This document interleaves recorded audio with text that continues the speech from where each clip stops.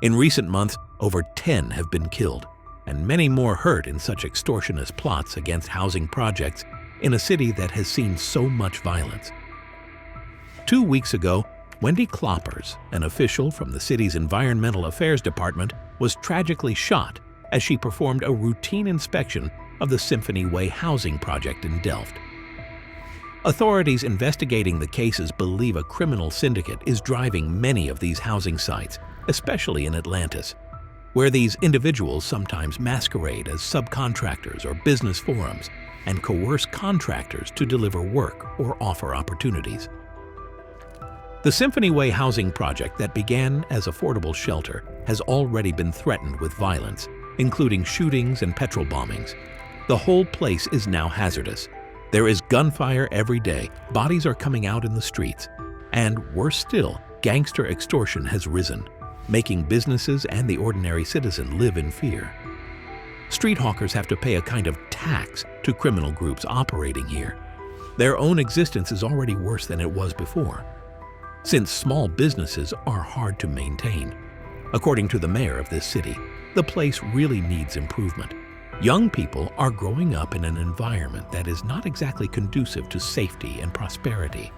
In response, the city unveiled a 6-point plan aimed at working on reducing the violence and extortion around these housing projects. One of the projects they had to halt was probably one of the most shocking, a multi-million rand development designed to house more than 3,000 families. They were compelled to place a halt on the project after the shooting of Wendy Kloppers on February 11, 2023. Wendy was a dedicated civil servant with more than 20 years in service. She was shot in the street by 2 armed men in broad daylight during her routine inspection. She died when her car crashed into the site's fence after being attacked. The other worker managed to survive but was injured. The atrocious murder has been linked to the so-called Extortion Mafia, an organized gang reportedly extorting contractors across the city. The assassination has brought the mayor in, offering a staggering reward for information that would lead to the arrest of those who killed Wendy and those terrorizing other housing projects. A private donor added yet another gargantuan reward to support the investigation. Wendy's family feels she was sadly at the wrong place at the wrong time. The project Wendy was inspecting was one of the biggest social housing projects in the Western Cape, budgeted at over 500 million rand. It had been designed for the very vulnerable communities, yet the mafia was now threatening the very project it had started. Gangs demanded a piece of the action on the contracts without due legal process to drive home the strain on the already stretched city resources. The murder of Wendy threw just a new wrinkle to the construction process at the site, as its continuity took a blow and more resources were dedicated to securing the facility. It came at a cost, money that could have built nearly 200 more homes. The city initiated an investigation on the organizations behind the scams. Some of them include firms that have blacklisted ratings due to the involvement with some of the gang leaders like Ralph Stanfield and his wife's connected business ventures that benefit by using the corrupt activities. Meanwhile, the mayoral committee member for human settlements, Malusi Bowie, has been suspended after his office was raided by police who are probing fraud and corruption. Bowie is accused of accepting bribes from gang members in exchange for information about housing tenders.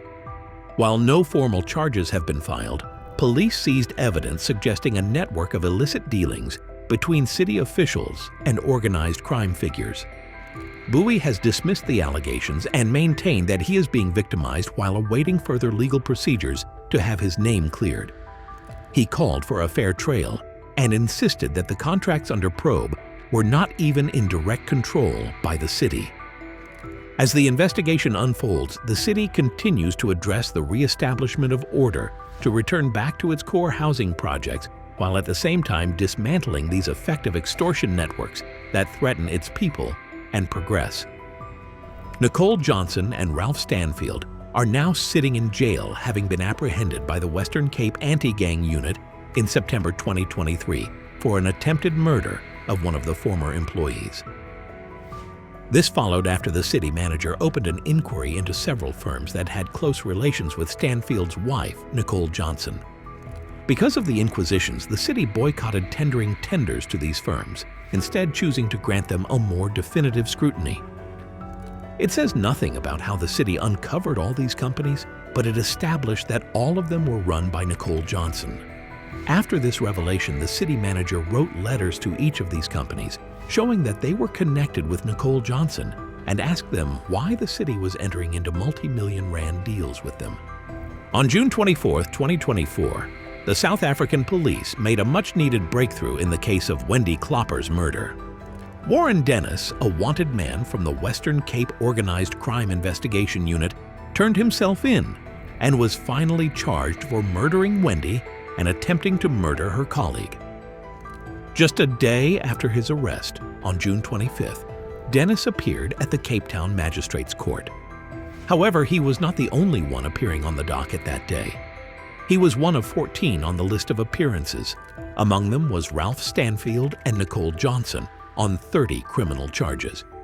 Ralph Stanfield and Nicole Johnson were among the 13 charged who appeared with Dennis. The state described the group as a criminal organization known as The Firm, a gang that was close friends to the feared and powerful criminal organization 28's gang. Ralph Stanfield and Nicole Johnson were arrested on 28 September 2023 at their multi-million rand lavish mansion in Constantia, one of the high-end suburbs in Cape Town. They faced charges of car theft, assault, robbery, and fraud.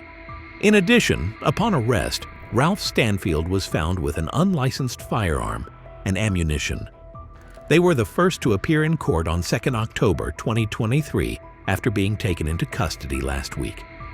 They appeared side by side with 3 others, Denver Boyson and Johannes Abrahams, and one Oos Brandt, the latter having as Makop as his street name. On that day in court, the National Police Commissioner and the previous Minister of Police attended. He came with a large number of police officers whose security entourage filled the courtroom, waiting for the entrance of Stanfield and Nicole Johnson. The atmosphere was tense as more police were stationed outside the court building to ensure safety during the event. The case hearing started in court. At that time, it was alleged that both Stanfield and Nicole attempted to murder one another during this case. However, the case presentation followed, and Stanfield dismissed all allegations against him and his wife. At that juncture, Stanfield said that he originally comes from Mitchell's Plain Township, where he started his first business, operating a feeding scheme. According to Stanfield, his core business is construction, where he is earning an average monthly income of R40,000. Nicole Johnson testified, mentioning that she matriculated in 2005 and was studying law at the University of South Africa, UNISA, for her 3rd year. In addition to this, she was managing 2 beauty store franchises, one in Greenpoint and another at the Canal Walk shopping mall. Along with Stanfield, she also shared a filling station. Nicole revealed that her average monthly earnings from these businesses were approximately R97,000. The crimes that Stanfield had been accused of included stealing a 2017 BMW 320 Ti and the robbery of a Samsung cell phone. The BMW has been claimed to belong to an ex-employee of Ralph Stanfield, who is currently a state witness in the case. It has been reported that the said witness's partner bought the car for him back in 2019. Last November 24, 2022, the state witness was driving the BMW to drop his partner in at work when he received a call from a coworker. His colleague had told him, in fact, to stay away from work that morning since Ralph Stanfield was going to kill him. Scared for his life, the witness sped off to a friend's house. But believing Stanfield might trace the vehicle, he opted to abandon it at a secure complex in Milnerton, a suburb of Cape Town, and disappeared into hiding. It is also alleged that on the same day, Ralph Stanfield, Nicole Johnson, and other men proceeded to the complex and hitched the BMW away with a tow truck. A security manager at the complex directed his supervisor to call the police because Stanfield and Nicole had allegedly broken onto the premises. It was on that day when the police cornered Nicole. They questioned her, after which they let the car be towed away. 7 months later, on June 15, 2023, the police recovered the car. They found the car in Valhalla Park, which has been an accused stronghold for the 28th gang, to which Stanfield is reportedly affiliated. On the same day that Stanfield and Nicole towed the BMW, another state witness claimed to have heard Ralph Stanfield ask a man called Simon Stanfield if he had heard anything regarding the owner of the car. Further, the witness reported that Ralph told Simon that there was no hope for the car's owner and that Simon must finish him off. Simon Stanfield, whom some sources say was Ralph's cousin, was subsequently shot dead on 13th of March 2023 in Delft, another Cape Town township, while parked in his car. He had been shot multiple times. Simon is, however, not the only one associated with Ralph Stanfield to be killed. Another cousin of Ralph, a man by the name Noor Stanfield Stephanus, was shot dead on 4 November 2023 in Valhalla Park, only 10 kilometers from where Simon was murdered.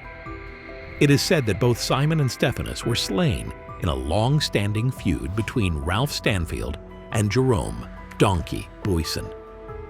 That May and June, Joel and Janino, Boyson's two sons, had been shot in targeted shootings, exacerbating the situation between the two warring factions. In addition to all the other charges lodged against them, Ralph Stanfield and Nicole Johnson stood in the dock on charges of attempted murder when shooting at a former employee whose BMW they had commandeered.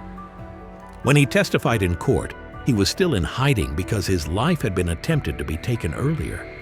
In short, the case is a whole net of criminal activities related to the construction mafia of Cape Town, and one involving no fewer than murders and attempts at assassinations. The murder of Wendy, seemingly related to a greater chain of events, has now become seminal spot in the investigation by the state. They will not only succeed in having justice done to her, but will also advance the completion of the Symphony Way housing project that allegedly is supposed to be sabotaged by Ralph Stanfield and his cohorts. Even as the threats and violent actions continue, the city promised it would not let those criminal networks stop vital public projects.